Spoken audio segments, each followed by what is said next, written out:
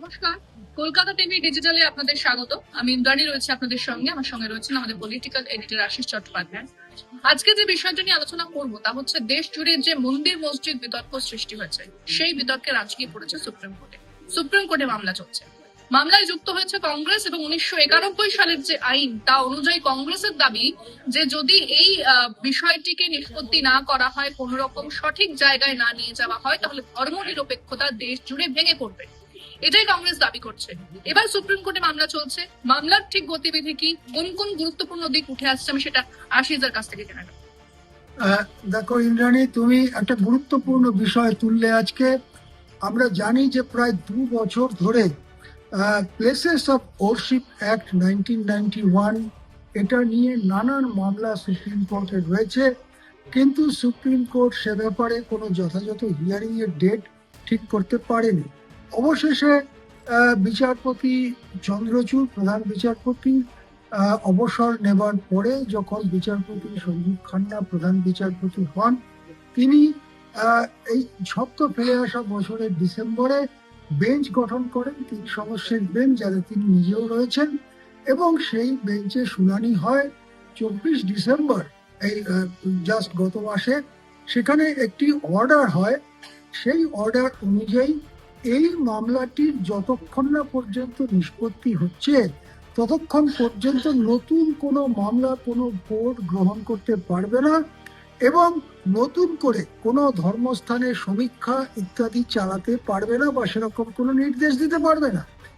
এই যে অর্ডার, একটা সুইপিং অর্ডার, সারা দেশ জুড়ে সমস্ত ধরনের বিতর্ককে ইনক্লুড করে, অন্তর্ভুক্ত করে এই অর্ডার দেয়া হয়, এবং তারপরে সুপ্রিম কোর্ট 1 মাসের মধ্যে বিভিন্ন পক্ষের থেকে হলফনামা চেয়ে বলে যে এ বিষয়ে কার কি বলার আছে বলুন। এবারে যে খবর আমাদের সামনে আসছে সেটা হচ্ছে কংগ্রেস, যারা এই আইন পাশ করেছিল 1991 সালে, যাদের সরকার, সেই কংগ্রেস সুপ্রিম কোর্টে গিয়ে বলেছে যদি ধর্মস্থান আইন 1991-কে রক্ষা না করা হয় তাহলে দেশের ধর্মনিরপেক্ষ ভীতি ভেঙে পড়বে। অর্থাৎ আমি আবার বলছি, কংগ্রেস বলছে যদি ওই আইনটিকে রক্ষা না করা হয় তাহলে ধর্মনিরপেক্ষ ভারতই বিপন্ন হয়ে পড়বে। কেন কংগ্রেস এই কথা বলছে? আমাদের মনে পড়বে যে 2019 সালে, আজ থেকে বছর 5 আগে, 9 নভেম্বর সুপ্রিম কোর্ট অযোধ্যা বিতর্ক নিয়ে রায় দিয়েছিল। তখন প্রধান বিচারপতি ছিলেন রঞ্জন গগৈ, এবং সদ্য প্রাক্তন প্রধান বিচারপতি চন্দ্রচূড় ছিলেন সেই বেঞ্চে। 5 বিচারপতির বেঞ্চ কি রায় দিয়েছিল? রায় দিয়েছিল যে বিতর্কিত জমির পুরোটাই রামলালা বিরাজমানকে দিয়ে দেওয়া হবে। সেখানেই মন্দির গড়ে উঠেছে, 22 জানুয়ারি যার উদ্বোধন হয়েছে। আর মুসলিম পক্ষ, তাদেরকে ওখান থেকে অনেক দূরে, বেশ কয়েক কিলোমিটার দূরে 5 একর জমি দেওয়া হবে। তখন সেই রায়ে ওই 5 বিচারপতি 1991 সালের আইনটিকেও উল্লেখ করে বলেন যে এটি গুরুত্বপূর্ণ। কিন্তু ওই রায়ের পরে দেখা যায় সারা দেশ জুড়ে নতুন নতুন মসজিদ বা মুসলিম ধর্মস্থানকে হিন্দুদের বলে, আগে হিন্দু মন্দির ছিল বলে, বা এর মাটির নিচে কিছু লুকোনো আছে হিন্দু ধর্মীয় প্রতীক ইত্যাদি বলে সেই জায়গাগুলো দাবি করা শুরু হয়, এবং সেখানে বিভিন্ন কোর্ট নানা ধরনের সমীক্ষার নির্দেশ দিতে থাকে। সেই ব্যাপারগুলোকে আপাতত স্থগিত করে ওই আইনটির যথাযোগ্যতা বিবেচনার জন্যই সুপ্রিম কোর্ট সদ্য শেষ হয়ে যাওয়া মাসে 24 ডিসেম্বরে বলেছে যে নতুন করে কোনো সমীক্ষা করা যাবে না।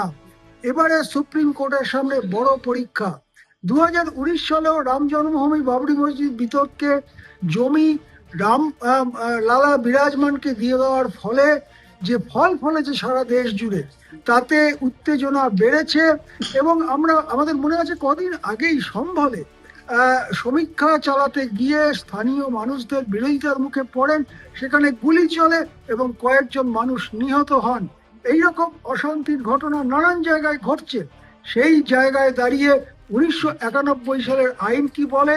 আইন বলে যে কেবলমাত্র ওই বাবরি মসজিদ রাম জন্মভূমি বিতর্কটি ছাড়া অন্য কোনো ধর্মীয় স্থানের চরিত্র পরিবর্তন করা যাবে না। কিভাবে পরিবর্তন করা যাবে না? অর্থাৎ 1947 সালের 15ই আগস্ট স্বাধীনতার লগ্নে যেখানে মন্দির ছিল আজও সেখানে মন্দিরই থাকবে, যেখানে মসজিদ ছিল আজও সেখানে মসজিদই থাকবে। কোনো ধর্মস্থানের চরিত্র পরিবর্তন করা যাবে না। এই আইনটিকেই হিন্দুত্ববাদীরা চ্যালেঞ্জ করছে। তারা বলছে যে ঐতিহাসিক অবিচার, অর্থাৎ তারা বলতে চাইছে মোগল আমলে হয়তো হিন্দু মন্দির দখল হয়েছে, সুতরাং সেই ঐতিহাসিক অবিচারের প্রতিকার চাই। অন্যরা বলছেন ঐতিহাসিক অবিচার তো ইতিহাসের পুরো যুগ জুড়েই হয়েছে। এক সময় তো অনেক বৌদ্ধ ধর্মস্থান দখল হয়ে গিয়েছে, পরবর্তীকালে যারা নিজেদের হিন্দু বলে পরিচয় দেন তারা সেই সমস্ত জায়গা দখল করেছেন, তারও তাহলে প্রতিকার কি করে হবে? সুতরাং এইভাবে আধুনিক যুগে এইভাবে প্রতিকার পাওয়া যায় না, বরং যে যেখানে যেমন আছে তাকে রেখেই ধর্মনিরপেক্ষতাকে রক্ষা করতে হবে। এইবারে সুপ্রিম কোর্ট কেন্দ্রীয় সরকারের কাছ থেকেও হলফনামা চেয়েছে। কেন্দ্র এতদিন কিছু করেনি, ওই আইনকে সংশোধনেরও চেষ্টা করেনি। এবার কেন্দ্রই বা কি হলফনামা দেয় সেটাই দেখার। আজকে আমাদের সামনে আসছে যে কংগ্রেস দৃঢ়ভাবে ওই আইন রক্ষার পক্ষে দাঁড়িয়েছে।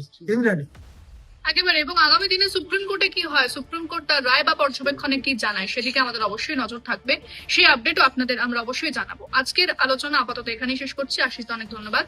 অন্যান্য খবরের জন্য নজর রাখতে হবে কলকাতা টিভি ডিজিটাল এবং কলকাতা টিভি পর্দায়। কলকাতা টিভি, রাত 3।